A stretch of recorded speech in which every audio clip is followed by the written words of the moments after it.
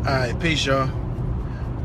Muslim outrage. Everybody is funny. Everybody got Donald Trump name in their mouth.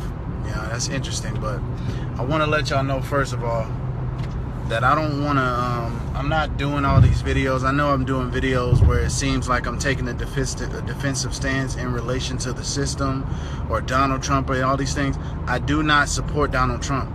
Okay, I don't support America and that whole, I'm not partisan. That's not what I'm doing. Okay, so I don't think that I'm supporting Trump, but what I do support is black independent thought. What I do support is black autonomy. So the point of me doing these videos is to let you know whose standpoint are you thinking from. Okay, so with that being said, I want to go into the Muslim ban, right?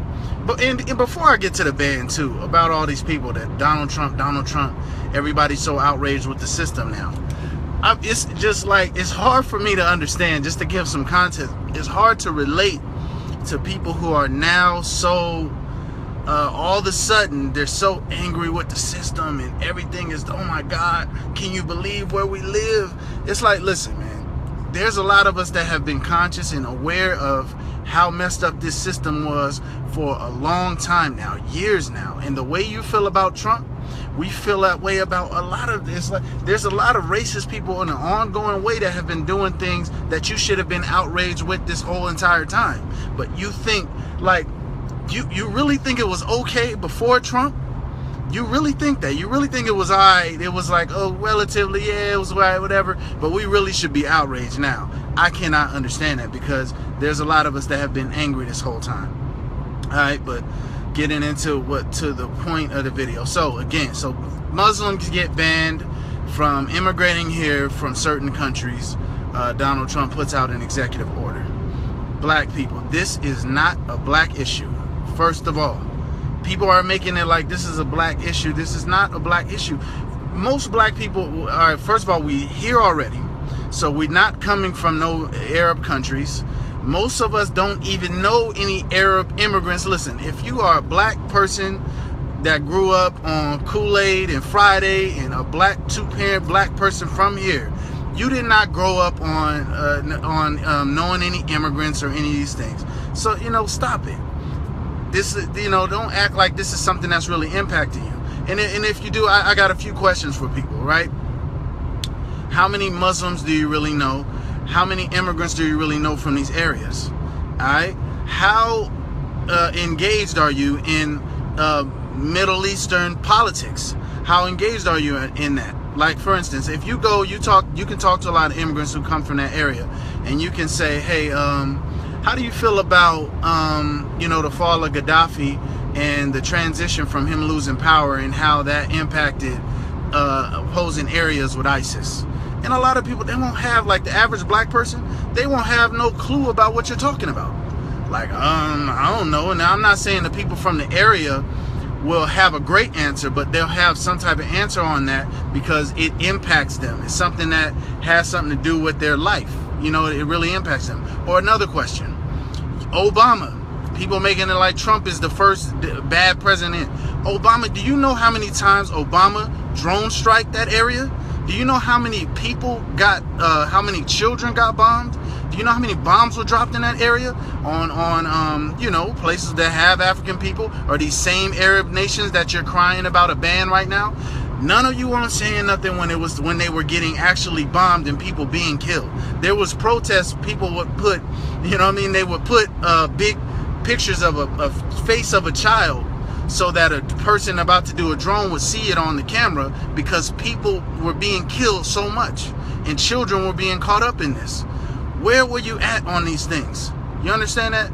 So what is my point? Is my point to be, oh, and one more thing, and then people say, well, somebody was talking about this earlier. Well, Tori, there's Nigerians are being blocked now. Now isn't that a black African issue?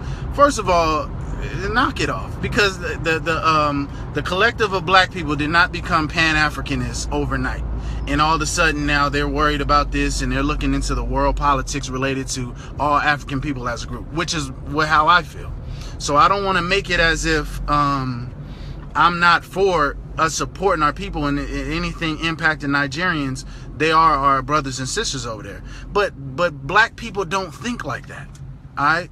And you know they don't think like that. So I say all this to say, it's not a black issue. It's not an issue that personally impacts black people, and you know it.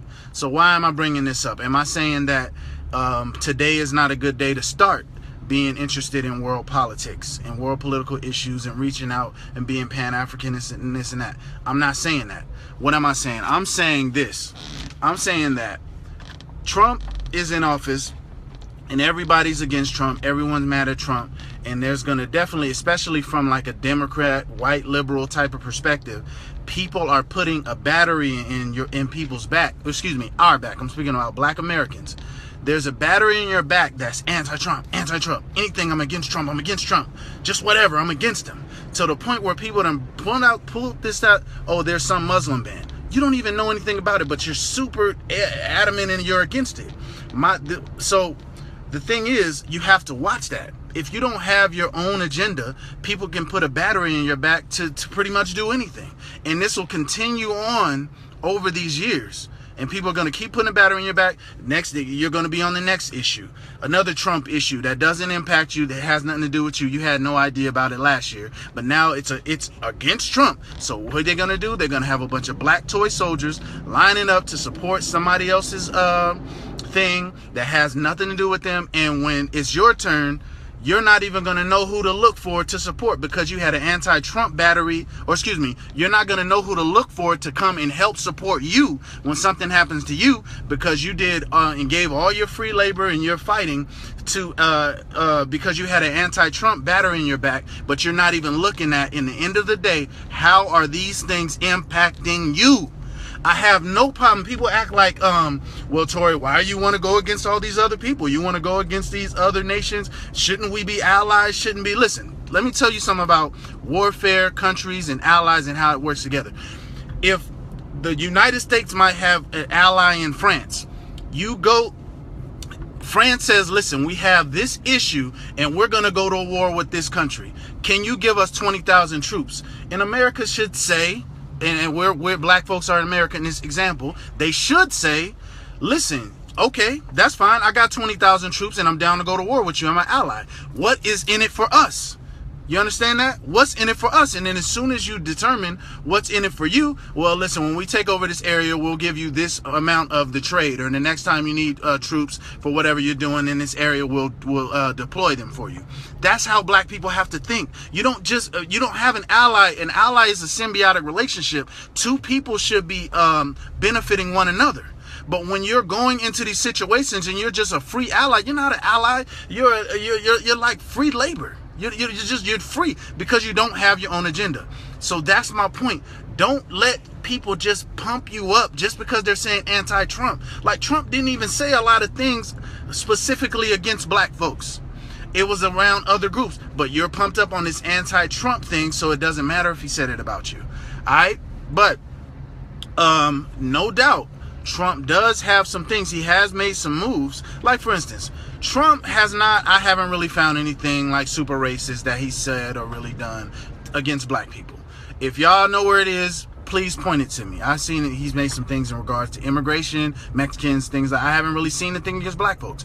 But he hasn't said it. But if you look at everybody that Trump has put in his cabinet, he's putting people in his cabinet that are just straight up white supremacists. Straight up like white national, like Jeff Sessions being the attorney general. That is bad news for black people. Why don't we should be taking energy and working on fixing that or addressing that. Him putting GJ's talked about housing. He put a black man, Ben Carson, over the top of HUD. I mean, to me, that shows that something negative must be coming if they want to put a black face there to try to deflect something. So we need to be worrying about that. We need to be worrying about how many black folks they're going to start to lock up. Also, too, like I said, the stocks skyrocketed for the private prisons. All right, now I follow Scotty Reed at Black Talk Radio Network. If you don't know about that, look that up. Black Talk Radio Network. They had a whole show where they dealt with private prisons. And one thing they would do on the show, these people, they're publicly traded, so they would have open quarterly meetings, and you hear them talking about issues, exactly what's going to happen, and they know when it's time to invest more into their business. They know when more people are going to jail. So when you see private stocks for jails going on the rise, when Trump, who in a debate said we want to get more stop and frisk going, black folks, you need to be worrying about that, because that don't sound good. That's bad news for you. You worried about some Muslim countries, and people try to throw Nigeria in and say black folks ain't know that. You worried about Syria. How many black people really know somebody from Syria other than the nigga that gives you your gas at the gas station? Stop it, man. Stop it. And if we helping them, we need to be worried about how they're gonna help us. Called trends. That's called trends. Yeah, no, it is a trend, but black folks, we got to get our own agenda. Stop being a toy soldier. I'm not saying we can't have allies. If you're gonna have allies, you got to have your own side to where you have an agenda that they need to help you with. All right. And and that's pretty much all I had to say, man. And a lot of people say, oh well, hey man, we can walk and chew bubble gum. We don't have to just only do for ourselves. We can walk and chew bubble gum. Yeah, but black people ain't walking, and until we find some black bubble gum to chew, maybe we should just chill out and focus on finding that, or walking in the direction that's helping us.